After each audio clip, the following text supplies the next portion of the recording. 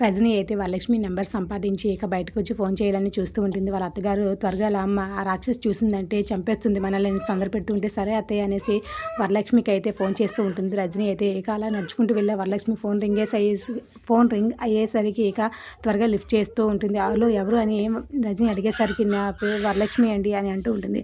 అవునా రజనీ ఇది వెన్నెల మా దగ్గరే ఉంది అంటే ఎవరు మీరు ఎక్కడ ఉందంటే మా ఇంట్లోనే బందీగా ఉంది ఇప్పుడు త్వరలోనే తనకి అనేసి ఎవరితో పెళ్ళి అవ్వబోతుందో చెప్తూ ఉండేసరికి ఒక్కసారిగా ఎవరు మీరు అసలు ఎందుకు మా కూతుర్ని కిడ్నాప్ చేశారు ఎక్కడుంది తను అసలు మీరు ఎవరు అసలు ఎందుకు వెన్నెల మీరు తీసుకుని వెళ్ళారు చెప్పండి అనేసి చాలా కంగారుగా వరలక్ష్మి అయితే అడుగుతూ ఉంటుంది. దాంతో మేము ఎవరు నీకు చెప్పలేదు కదా అనేసి ఇక అక్కడున్న రజనీ అయితే చెప్పబోతూ ఉంటుంది. అప్పుడే తన ఫోన్ అయితే అక్కడికి వచ్చిన నాగమ్మ అయితే లాక్కోబోతుంటే ఒక్కసారిగా రజనీ వాళ్ళ అత్తగారు ఇద్దరు కూడా షాక్ అవుతూ ఉంటారు. ఇక నాగమ్మ అయితే ఫోన్ వైపు చూసి వాళ్ళ వైపు అయితే చాలా సీరియస్గా చూస్తూ ఉంటుంది.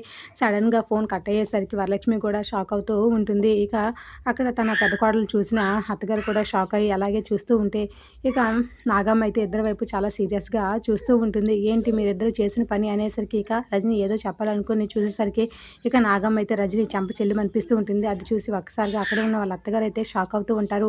ఇక బయటకు వస్తూ ఉన్న వెన్నెల రజనీని కొట్టడం చూసి చాలా కోపం వస్తూ ఉంటుంది నాగమ్మ పైన. కానీ ఏం చేయకుండా మౌనంగా దూరం చూస్తూ ఉంటుంది. ఇది రోజు promo. Like the video. Thanks for listening.